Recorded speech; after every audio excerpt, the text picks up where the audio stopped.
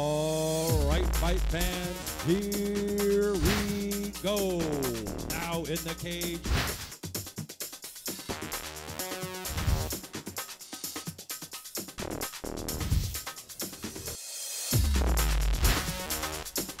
Three rounds of mixed martial arts presented to you, Star MMA. His opponent across the cage, fighting out of the blue corner.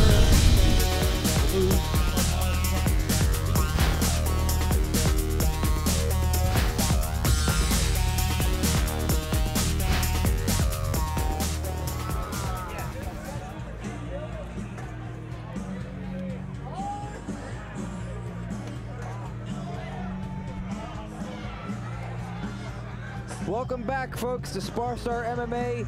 We're outdoors, outdoor covered arena here at the Hollywood Park Casino and Track, Inglewood, California, not far from Hollywood proper or improper for that matter.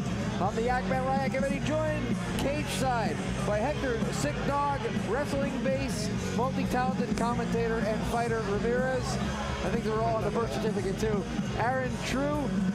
Guys, Isaac Fernandez, 4-3, one of the more experienced amateurs we're seeing on the card tonight, fighting the undefeated Rick James. Rick James. Isaac Fernandez, we've seen him here before, and this guy has really progressed and improved. Yeah. Every time we've seen him, definitely not an easy opponent by any means. He says the oddest thing about him as a person is his face. Yeah, he does have an odd face, but I wouldn't tell that to his face. He said he just fell into it. Kind of like the Reese's Peanut Butter Cup theory. You know, Isaac, we've seen him here before, and this guy's a tough competitor. He's very serious, and he's building. He's in the perfect position, I believe. He's fighting amateur. He's trying to get better. He's got a winning record. He's coming out here, and he gives it all every time he comes out and fight. And he's going to have to give it all tonight. His opponent, Rick James. No easy task. Rick James, bitch. I know that's his nickname. I was trying not to say it, Hector. Thanks. I tricked you into saying that. Yeah. Not hard. Rick James. And most likely, as we see Rick James emerge, and that is not Rick James, but he's coming. When you see Rick James, you'll know this guy's got some swagger. This guy is a true fighter. He's a current Tough Enough champion out in Las Vegas. He's undefeated here at Spar MMA. This guy is an undefeated fighter from 10th Planet Riverside Jiu-Jitsu. Yeah, if you commentate amateur mixed martial arts, it's hard to avoid Rick James. And the thing about Rick James is that although he's a jiu-jitsu fighter from 10th Planet, his stand-up is his way to victory. He's winning by knockout every fight. Rick James, bitch, from 10th Planet Riverside and True Warrior Fitness here in Hollywood. Taking off the shirt, just in case you didn't know who it was, that's who he is. He is very talented, absolutely an athlete. 10th Planet Riverside, True Warrior in Southern California also. He is very, very well schooled as an athlete. And he drops a hell of a promo, too. The guy has a great interview. Hopefully, if he gets the victory, he'll be given a good post-fight interview here today. Yeah, Rick James is definitely a tough, exciting, and very well-rounded fighter. And I think in his corner in the red, Chasen Foster, he's fought here before out of 10th Planet Riverside and True Warrior Fitness, putting on the Vaseline. Also, Bollinger, they're showing the back of his head, the younger brother of 10th Planet black belt, Sean Bollinger. He's the striking coach for him here tonight. Yeah, the Bollingers are extremely talented. I think the most amazing thing about Rick James is we all expect to see the jiu-jitsu because it's a 10th Planet, but he's got knockout power. He said he used to weigh 215 pounds, and he kept all the muscle somehow, the power. So this guy's fighting at 145, I believe. He's fighting here tonight at 150 pounds, actually, and he used to weigh 215. Wow. Yeah, that's he's going to have some power that transcends the division by a lot. Yeah, no question. This guy can do it all. He's a striker. He's got a great ground game. He's an athlete. He's undefeated for a reason, even though it says 1-0. Rick James taking on Isaac Fernandez. And Isaac's 3 rounds. Tough. Isaac is one tough He's a warrior. He's definitely a warrior, man. Isaac's got a tough. I mean, that kid's all heart. Look at his face. I've seen paintings less stoic than that. He is tense. He's intimidating me sitting here cage side. Yeah. Mark Kriske, our ring announcer. Special guest ring announcer, going to get this one started. Here we go. Ladies and gentlemen, we are getting set for 3 rounds of featherweight boxing in the MMA ring, presented by Spar Promotions. First of all, in the red corner, wearing black trunks and a red t-shirt. Official weight, 149.5 pounds. Record of 4 wins against 4 losses. From Costa Mesa, stand by your ground gym, Isaac D.K. Fernandez. Fighting out of the blue corner, wearing the blue shirt, black trunks, weighing in officially at 147.5 pounds. Record of 1 win against 0 losses. From San Bernardino, California, representing 10th Planet Jiu-Jitsu True Warrior, Rick the Bitch James. Referee in charge, Ray Rotherfelder. Safe to say that our guest announcer may not have ever seen the Chappelle Show. Rick James is still laughing at his introduction. He's a great personality. 3 2-minute rounds scheduled. James in the blue, Fernandez in the red. Fernandez immediately takes the center of the cage. And he's gonna deal with a lot of movement like that from James. James circles, he gives the odd angles. He's very quick and he's got good footwork. Yeah, really impressive footwork so far. Real light on his feet. Fernandez a little more flat-footed, but it looks like he's heavier-handed possibly. Yeah, he is flat-footed and he is heavy-handed. He's loading up. He's loading up on the punches. James is a technician. He'll pick you apart and he'll break you down. Fernandez is going to look to finish it. Yeah, he's going to let you make a mistake and counter and try to knock you out with a counter. Hector Sick Dog Ramirez, our resident professional fighter expert here in the booth. How do you see the fight so far? Well, you know, James is a southpaw. Hopefully Isaac understands the southpaw fighter. You know, you always want to circle to the left, and he has a tendency of he goes to the left, but then walks into the power punch. And so, James just missed a big left hand about 30 seconds ago, too. And the lead right hand is a good weapon against the southpaw. And if he doesn't know that, he's going to learn that tonight. Interesting, the movement from James so erratic that a couple of those leg kicks didn't even have to be checked by James. He was simply not there. Yeah, and James is just missing on those big lefts, finding his range. If one of those lands, it's going to be lights out. Huge flurry from Fernandez, countered by James. Big right hand. James just did there what you said before, Aaron. He waited for the right moment and he countered and he made something happen with it. And now, working from top position. Beautiful reverse. Hector, tell us what he just was able to do there. As he was coming down, he turned him over. His own momentum, now he's got top position. 10 seconds left.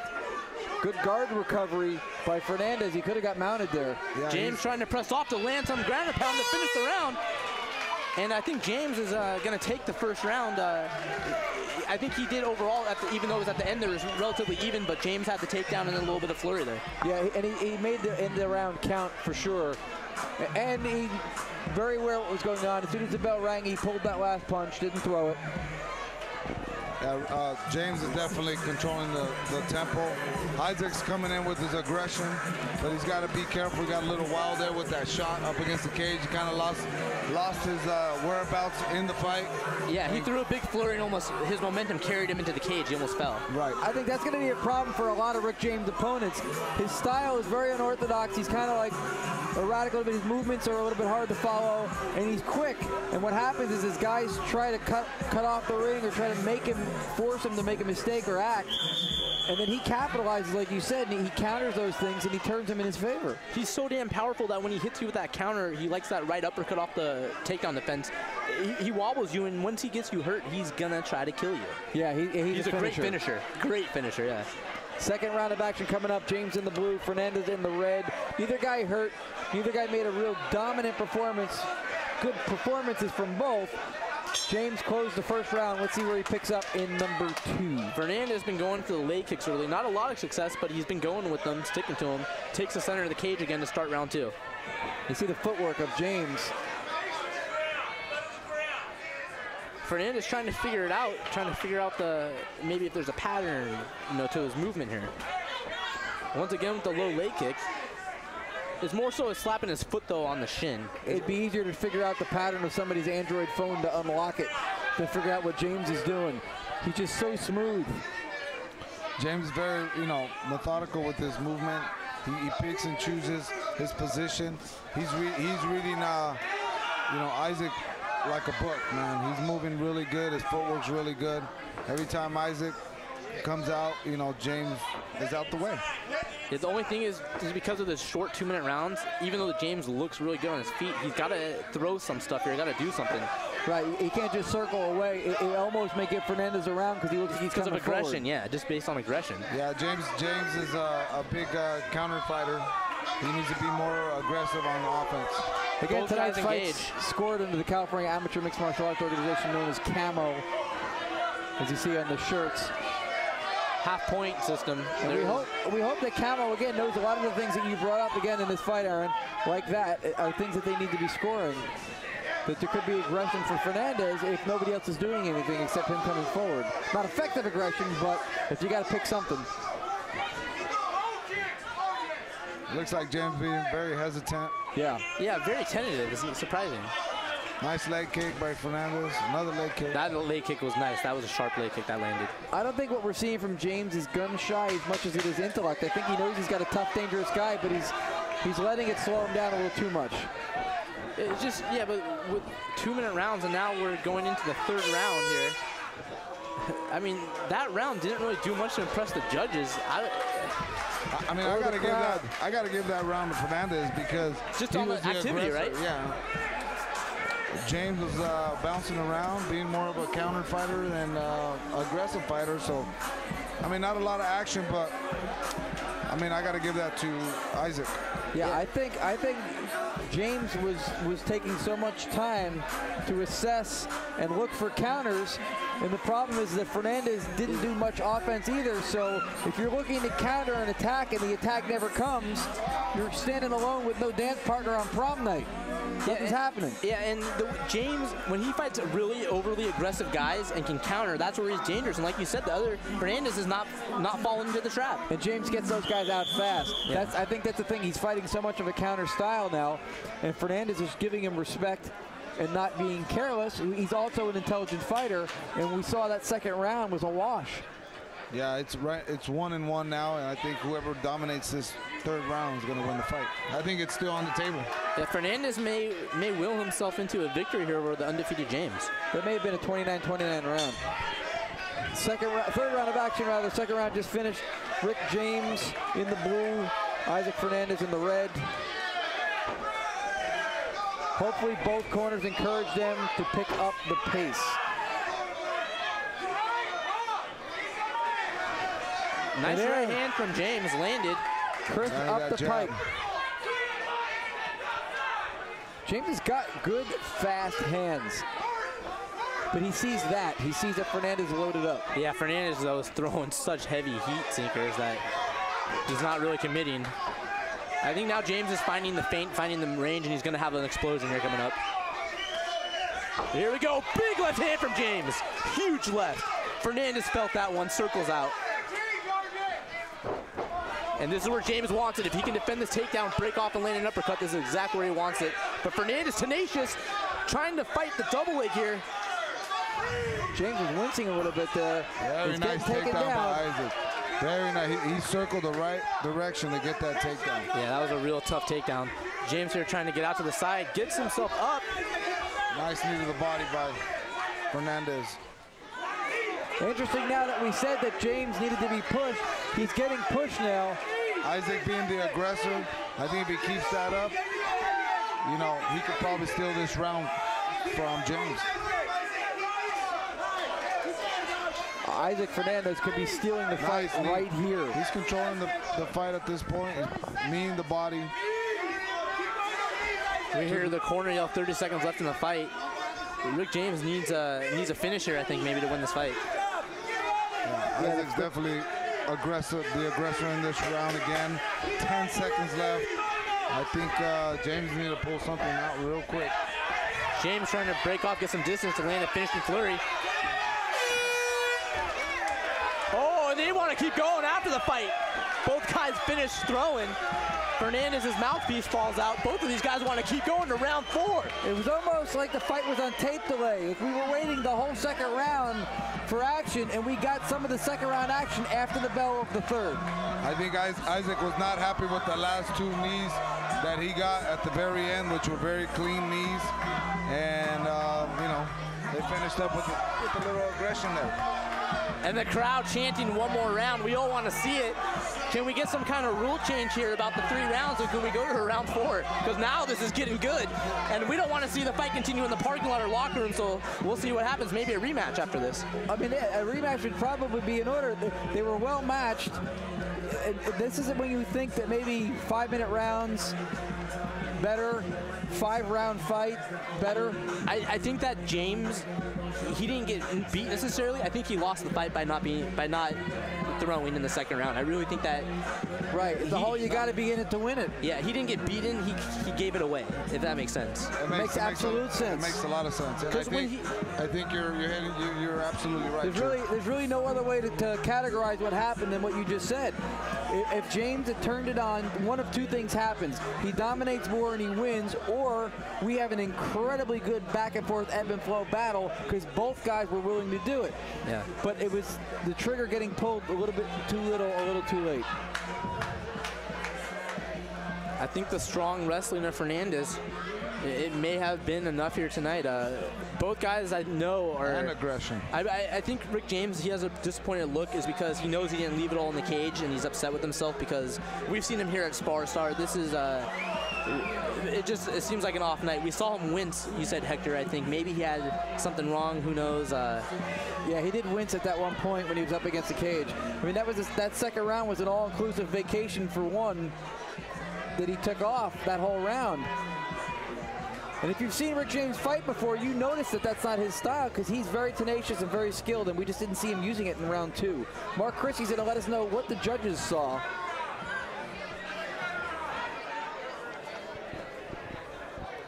Ladies and gentlemen, after 3 rounds, we go to the judges' scorecard. Judge number 1 scores 30 to 27.5. Judge number 2 scores at 29.5 to 29. Judge number 3 scores at 29.5 to 29. Your winner by unanimous decision. Out of the red corner, Isaac D.K. Fernandez. Isaac D.K. Fernandez wins the fight. Unanimous decision. One scorecard was really big gap. The other 2 close. And you saw the face of Rick James kind of surprised and disappointed. I'm shocked at the performance from Rick James, one of the top prospects in this division. I think that Isaac really showed up and had one of his better fights here tonight, but I expect to see Rick back better than ever. What about you, Hector? You know what? Isaac came out to win. You know, he definitely knows, you know, his skills that he's training in his gym. He knows one thing and one thing only is to come out and fight and win. That's his only objective. James might have been a little bit too cautious, and now he's going to learn a hard lesson, and he's, you know, with the loss. I think both guys could come back and fight each other again. I don't think we got 100% out of either of them, but Fernandez put a little bit more in. He got a little bit more out of it. He takes the victory more. I mean, at the same time, this loss can actually be a win for Rick James. More Spar Star MMA, and that's a win for you, the fight fan watching. Don't go anywhere. We're back from Hollywood Park Casino with more mixed martial arts action. Stay with us. We'll be back.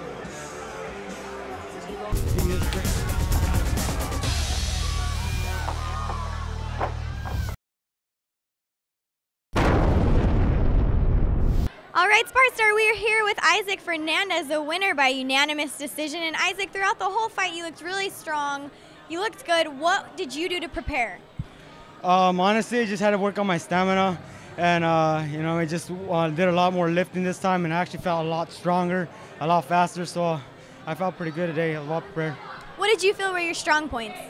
On the tie-ups on the inside, like he really had nothing on the inside, so I never felt threatened closing the gap on him. So that was my strongest point. And it looked like at the end of the fight they had rung the bell, but there was still something going on. Tell us what happened. Well, you know, our adrenals are pumping. He did a late knee and I did a late punch, and honestly it was on purpose because I just saw his face and he kept going, so I kept going, and it's like, he wanted round 2, and I said, all right, round 2 again, all right, let's do it. So, right now at the end he was asking for a rematch, and I said, all right, let's do it. So, it was, you know, it's all part of the sport. All right, and you put on a great show for us tonight, and thank you very much. Thank you.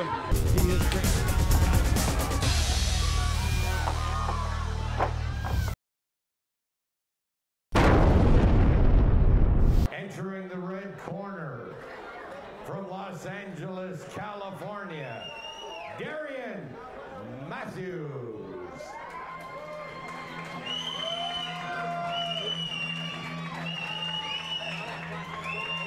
Welcome back, folks, to Spar MMA. We're at the famous Hollywood Park Casino, Inglewood, California, just off of a traffic-filled Friday night in Los Angeles.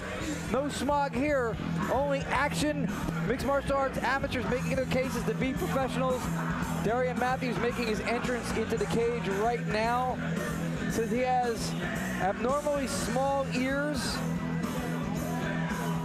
and that perhaps cauliflower can change that, Hector. You know what they say about ears? I don't know. I haven't heard. I don't know either. I was going to wait to see what you said. He competes in grappling as well. And Matthews has an unusual responsibility almost on him tonight. So far, in the entire card, nobody out of the red corner has won. Well, this is true. This is true. But you never know. Matthews can be the first.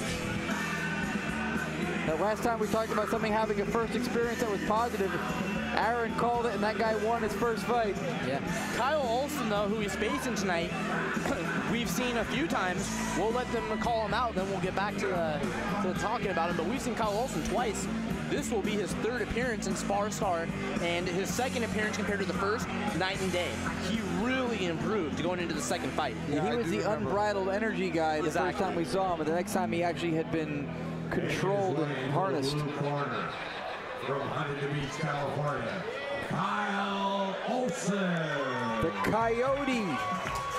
And as the Yak Man mentioned, the first time we saw him fight, the guy was a ball of energy, all energy, but not as much technique.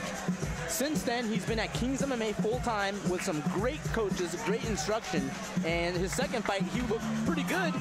We'll see what he has to offer here tonight. Yeah, I mean, a guy like that, the one thing he showed the first time he fought, and here he comes now, you'll see why he's nicknamed Coyote. Olson had the one thing that you can't really teach. He had the heart and the desire to fight and absolutely have no idea what quitting was. The other guy did absolutely everything possible to finish him, and he just wouldn't go down. He wouldn't quit. But he needed to learn how to use the offensive side of fighting and not just learn how to survive. It's fighting, not camping. Surviving, not enough.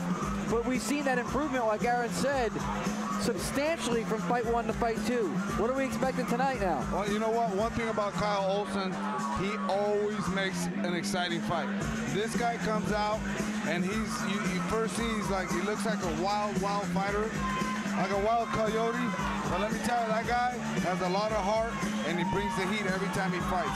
He makes every fight exciting. Right now, having the Vaseline applied to him by Tyler Wombles, Muay Thai coach from Kings MMA, he just was the sparring partner and trainer for Spencer Fisher as he made his last fight, the trilogy against Sam Stout. So you know he's got good coaching, and he used to be a professional BMX rider. So when we talk about all the energy he had the first fight, he is a pro athlete. Yeah, Olson's a very tough fighter. I like seeing, I like his style of fighting. He just doesn't hold back. This is going to be an exciting fight. He might be the Clay Guida of Spar MMA. I think you could safely say that for sure. Nicest guy ever, but take a look at this guy. I wouldn't want to meet him in a dark alley. Looks like the Wolf Man, but he's really the Coyote. Ladies and gentlemen, Spar Star Promotions presents 3 rounds of welterweight MMA fighting. First of all, coming out of the red corner, wearing the red t-shirt, black trunks with red trim, official weigh-in, 161.5 pounds, record of 1 win, 0 losses. From Los Angeles, California, representing Bro 9 Martial Arts, Darian Matthews. And fighting out of the blue corner, wearing the blue shirt, green trunks, black trim, official weight 167.5 pounds, record of 1 win against 1 loss. From Huntington Beach, California, representing Kings MMA, Kyle Coyote Olson. Referee in charge of the action, Mike Beltran. Kyle Olson looks like he's here and yet somewhere else. It's so deep of a focus. Like your game plan should not include trying to throw him off mentally. I don't think he can be thrown off mentally, but that's a great explanation you give there. Nice jab to start off from Olson in the blue. Big right hand, eaten by Matthews in the red. And he's got a lot of erratic movement too. It's trying to predict his movements is like trying to predict an election. I mean, you don't know where he's going to end up. Nice duck under and takedown attempt here from Matthews. Olson trying to fight it off though. Pretty good takedown defense actually, using the cage to stay up here. Yeah, great takedown defense. Matthews won't be denied though. Gets him down. He worked for that. Yeah, Olson going right back to his feet. He sure did. He's looking for a choke. Has him up against the cage. Matthews definitely a better wrestler out of the two. Also went for a throw and he got tossed himself. Yeah, really risky move. They're trying to do a step behind trip, and more experienced fighter probably wouldn't go for that in a fight. Yeah, it was a rethrow. He got tossed himself, and now he's on his back. Side control for Matthews. Matthews looking very technical and very strong early. He got a cradle. Front headlock cradle. Controlling his opponent. Matthews is doing a great job controlling Olson on the ground. That's one of my favorite moves. I love the cradle. Old school wrestling. Moves into a front headlock. What is this, anaconda? What is he doing here, Hector? He's looking for a head crank. I don't think he's going to get it from Olson. He's a traditional wrestler. The way he ducked under the takedown. He's going to have a hard time getting Olson, but north-south choke, Hector? What?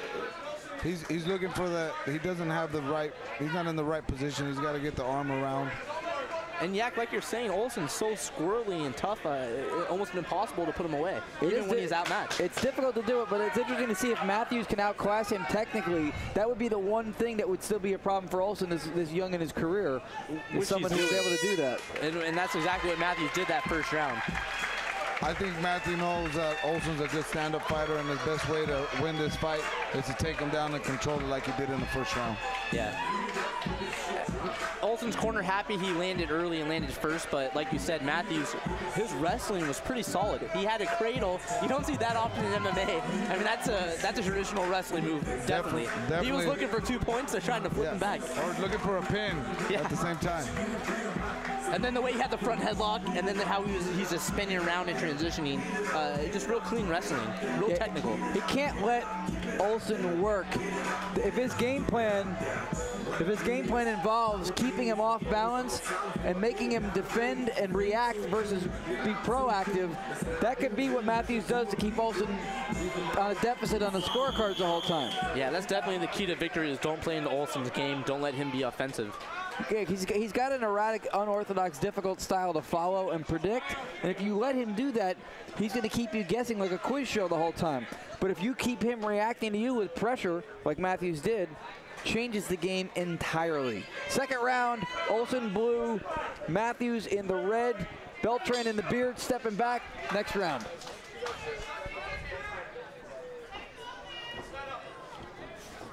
Nice jab from Olson. Both guys being pretty patient, filling each other out. He's a comfortable striker. Yeah, he's pumping the jab. He's being tentative, like you said, because I don't think he wants to get nice takedown. hook. But that was a clean, nice hook. Doubles up on it. Another hook there. Yeah, Matthews is showing that he can perform wherever the fight's going to be. And I think you're right, Yak Man, that Olson's a little tentative because he's worried about the takedown here. Nice Matthews said on his bio that he wanted the fight anywhere it went, he'd be fine. He's shown that he's comfortable wherever the fight goes.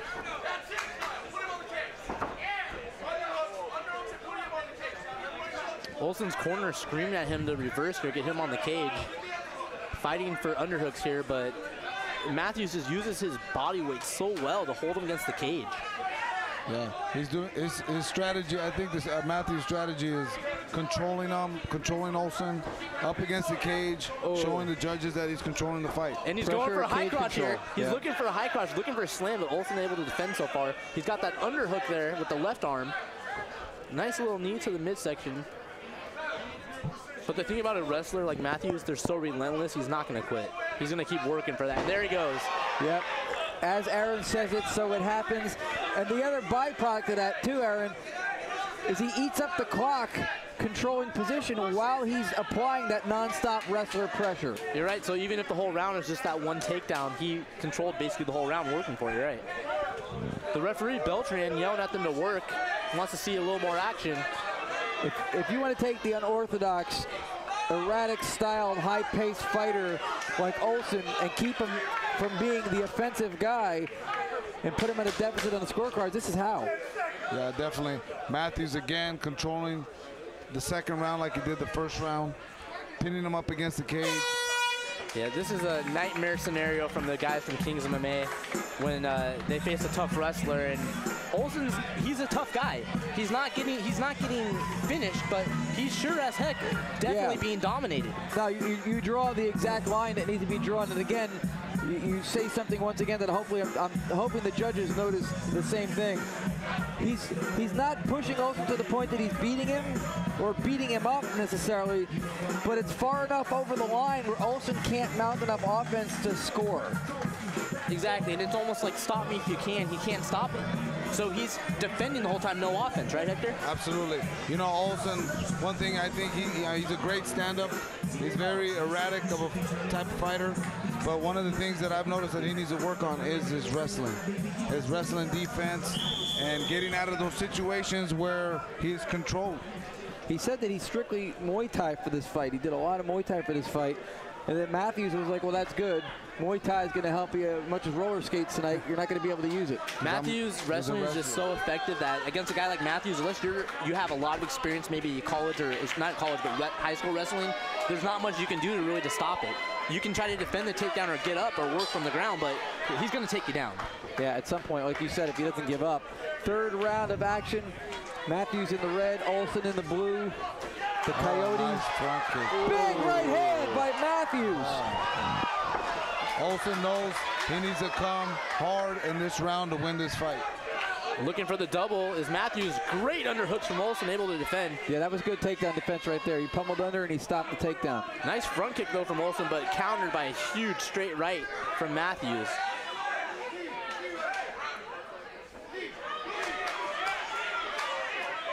Olson sensing the urgency, trying desperately to break distance and push off, and he breaks clean.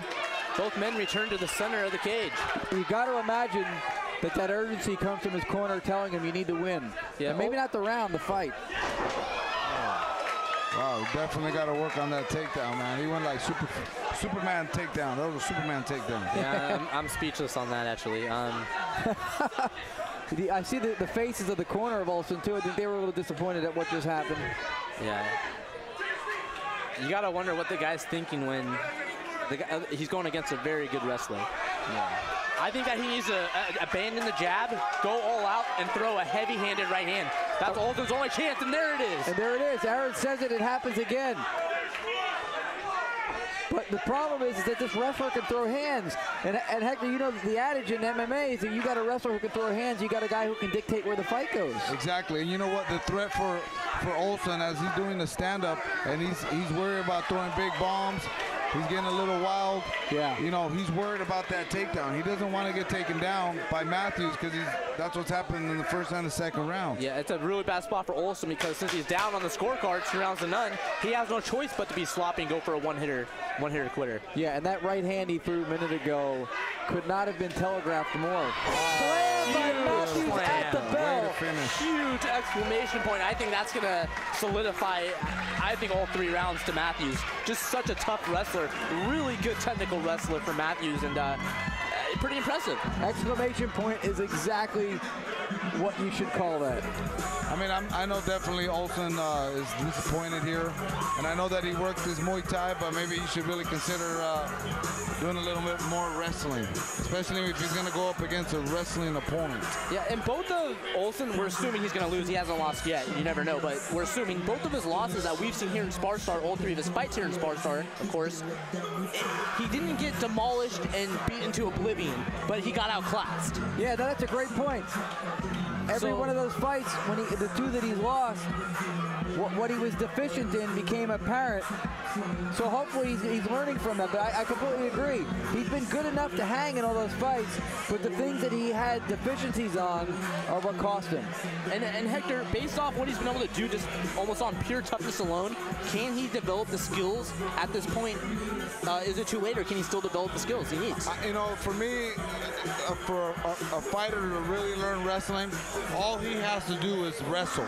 He needs to wrestle, and compete to catch up the wrestling, because wrestling takes a lot of years of experience. Until you've been in a wrestling room and really had a wrestling coach and wrestled, I mean, it's hell.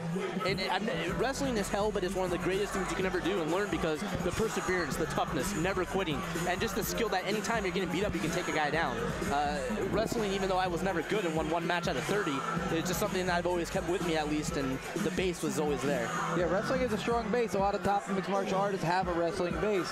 Back as, you know, your Matt Hughes, you know, the present day guys like Munoz and Sonnen. You got a lot of guys who have that base. But the thing Sick Dog. I was waiting for you to say that. Oh, I was waiting for you to say my name. The Sick Dog. And like yourself, he knows how to throw hands, and that makes a difference. Try taking me down. Ladies and gentlemen, not now. 3 rounds of welterweight I'm just messing. I'm just messing. Judges' scorecards. Judge number 1 scores the fight 30-27. Judge number 2 scores the fight 30-27.5. Judge number 3 scores the fight 30-27.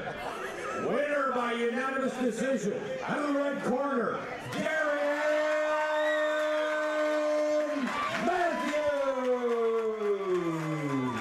Darian Matthews came to the arena with a skill set, and he used every tool in it. Olson, very difficult, very tough opponent. Will give everybody he fights problems, and as Aaron said, he hung in there, but he was not able to handle Matthews. We promise you this time round. More Spar Star MMA amongst the best in amateur mixed martial arts from the Hollywood Park Casino. As Mark Kriske says it, so as do I. More coming up. Don't go anywhere. We'll be right back.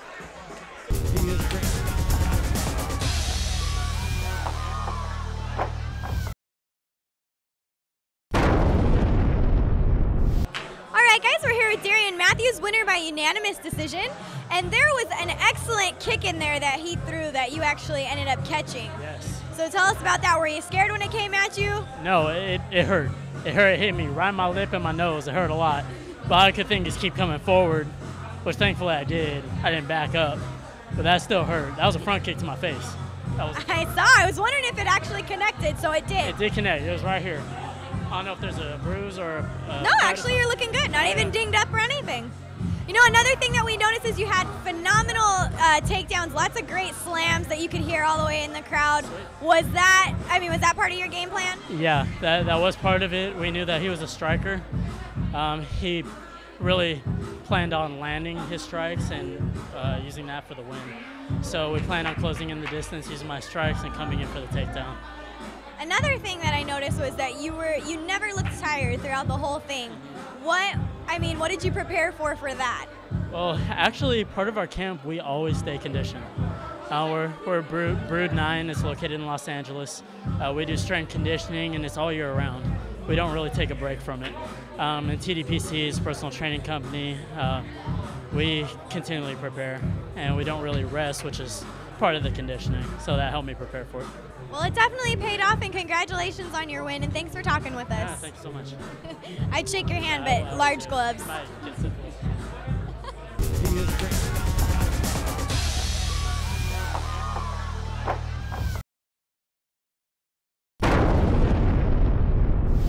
And so, folks, what comes to an end is another exciting night of amateur mixed martial arts, compliments of Spar Star MMA. And we really got to see, Aaron, a lot of the guys who are making their case to be pros, but really who look like they're going to be there maybe sooner than we'd expect. We saw incredible talent here tonight at Spar Star MMA, some of the top up-and-coming amateur fighters in the Camo California Amateur Division. We saw extremely competitive matches, competitive matchmaking. We saw guys developing, coming into their own, really progressing during their amateur career. Overall, it was an incredible night of fights, and I was really impressed with what I saw. Yeah, an impressive night for sure, and a lot of guys who want to, in their careers, in their divisions, be considered the top dog. And if anybody can speak on being a top dog, it's the sick dog, Hector Ramirez. A lot of good action tonight, and again, a lot of promise for future careers. Absolutely, and a lot of these guys, as you can see, after seeing these fights, some of these guys are almost ready to go pro. They go out there, they're showing a lot of skill. You can see all the hard work they're doing in the gym, and they're coming out here and showing it like they did tonight. So, exciting fights, like always, with Spar Star. And as also earlier you mentioned too, a lot of these guys pushed the fights into the third round, so we got to see them really perform for the full amount of time. For us, that's a job well done and a lot of fun. For you, the fight fan, that's what you call your money's worth. That's what you're going to get from Spar Star, so we expect you to come back next time. We'll see you back here at the Hollywood Park Casino for more amateur Spar Star mixed martial arts, and if you don't show up, I'm going to tell them. See you next time, folks.